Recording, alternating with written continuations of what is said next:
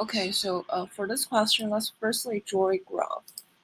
So we have quantity, we have price, and we have demand curve and supply curve.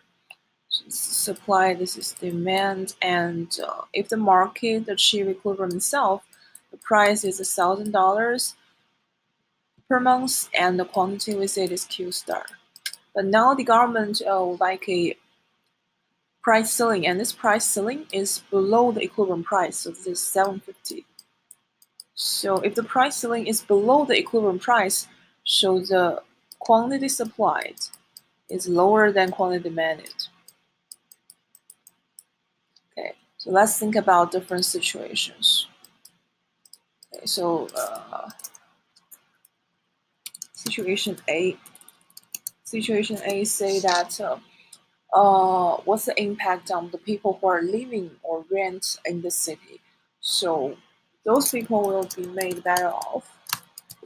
The reason why is previously they need to pay $1,000 per month, but now they only need to pay $750 per month. So basically, they don't need to pay that much for rent on each month. So actually, they're made better off.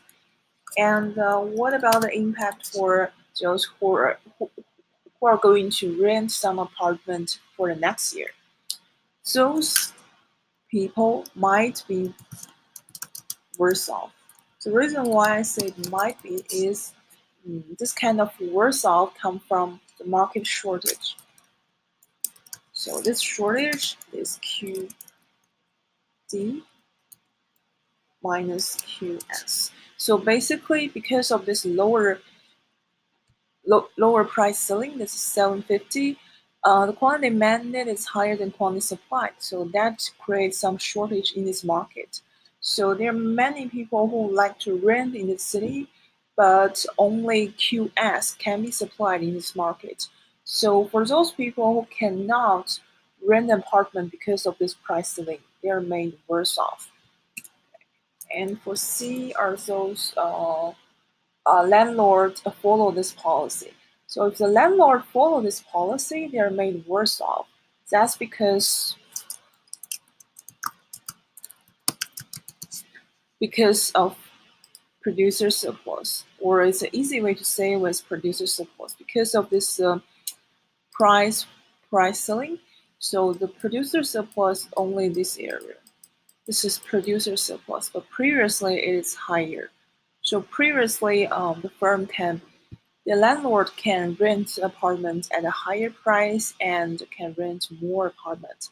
But because of this lower price ceiling, you can only charge $750 per month, and the quantity supplied is only QS.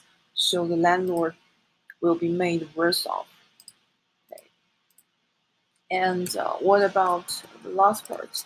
For those landlords who are not following this policy, that means they're still charging $1,000 per month. So for those of them, actually they're made better off